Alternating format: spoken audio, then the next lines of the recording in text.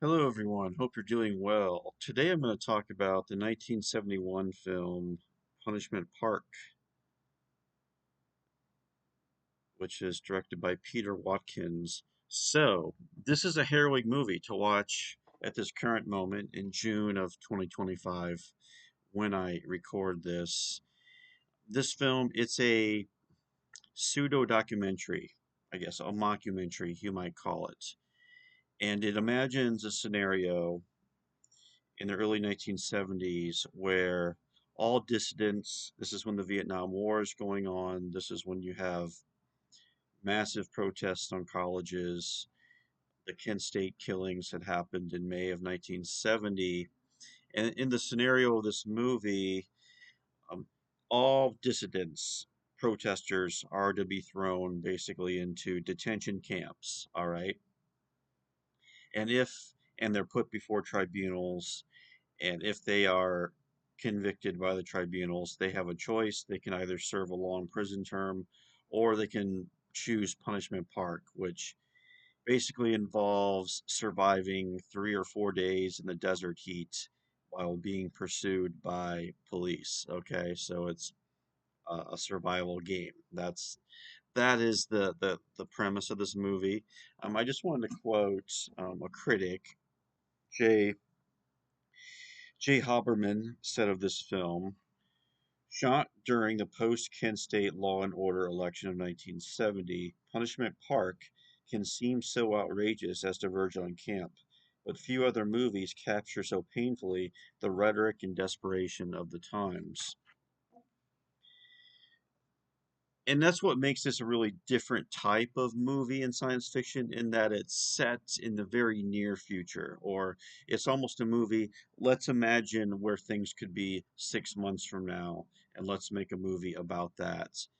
And in this film, I mean, this is a film where a law is passed where anyone speaking out against the war, against the government, will be basically thrown in prison. So that's the premise here.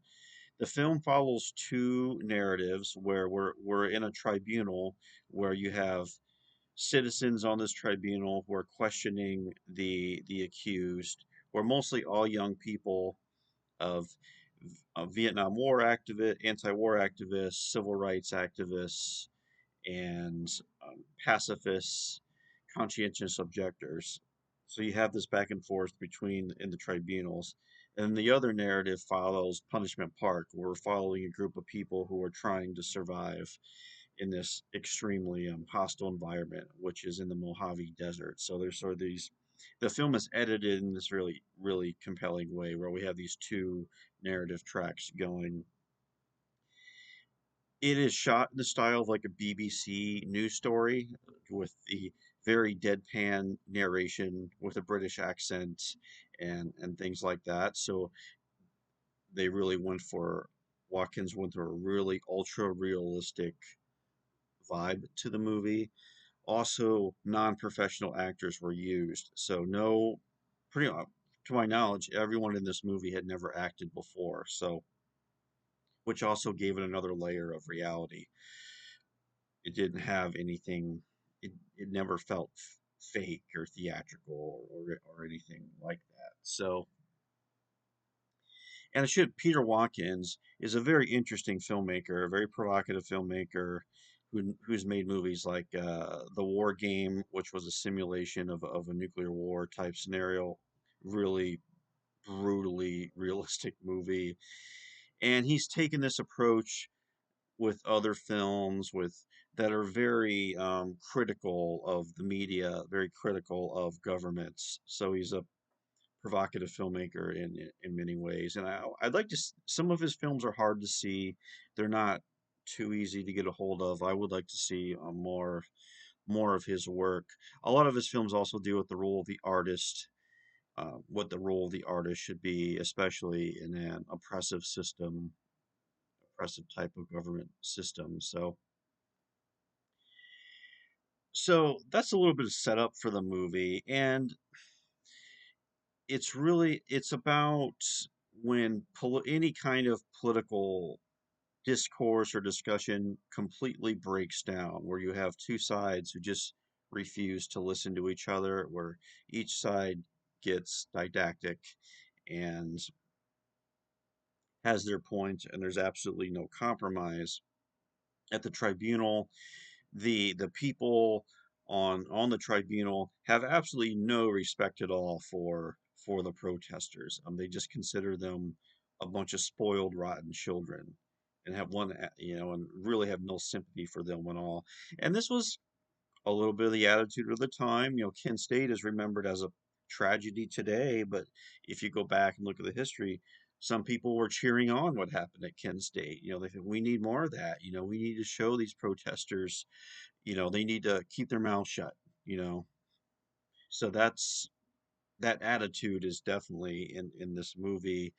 And the move and listening to the people put on trial.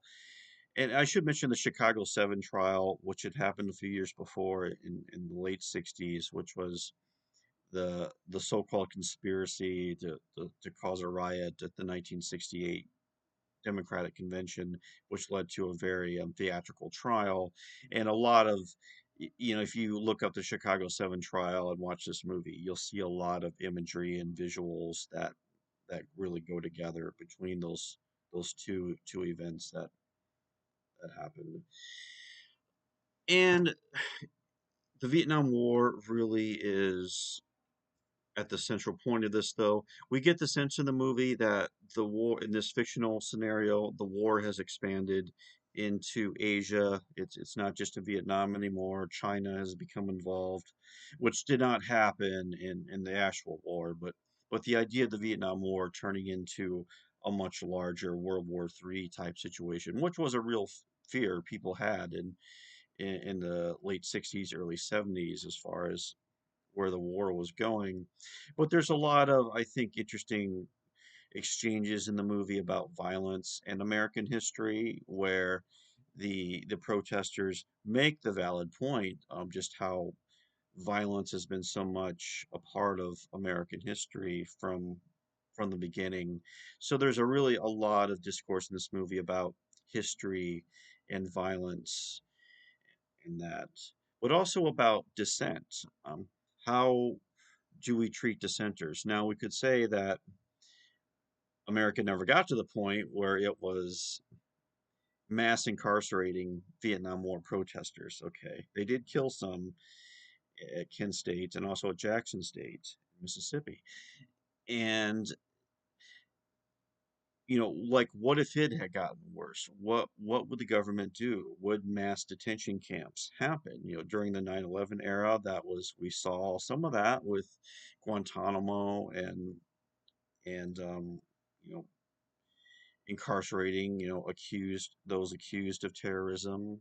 But I think in this moment right now, where there's a lot of justified concern about what happens to people who dissent, who speak out against the government, and people being disappeared off the streets, thrown into vans, or the idea of just a government that gets so power hungry that says, okay, we need to lock up anybody who disagrees with what the government's doing. If you don't like it, too bad.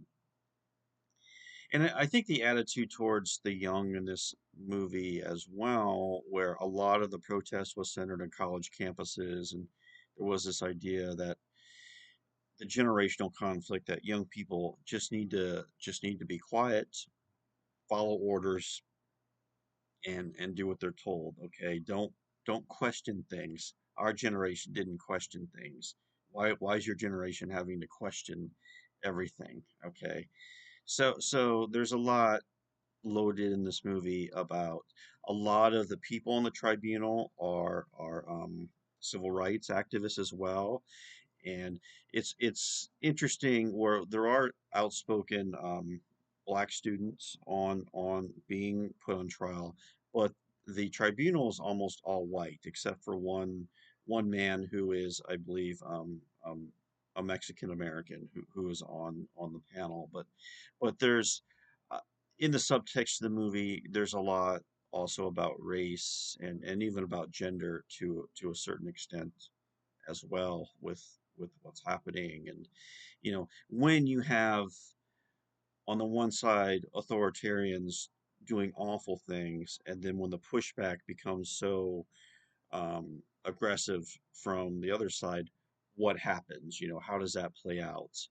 And basically, this film is saying that massive repression is what happens in the film too. And I wanted to read a quote from John Kenneth Muir from his book on 1970s science fiction.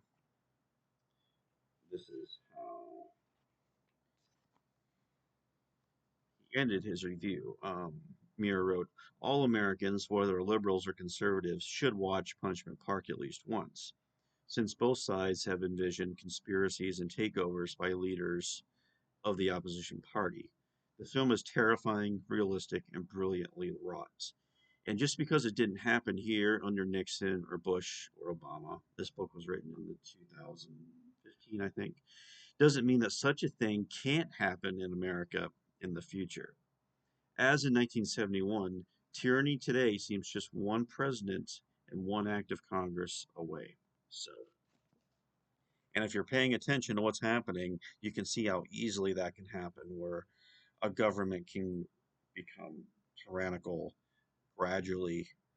Before you know it, you're in a very, you know, the Constitution and basic rights are under serious duress. So it's like I said, it's a sobering film to watch right now in 2025. And I think also in this film, its influence, and I don't know if this film is mentioned a lot, but the idea of game, making like a dystopian scenario and kind of matching it up with a game where young people are basically forced to compete for freedom or survival.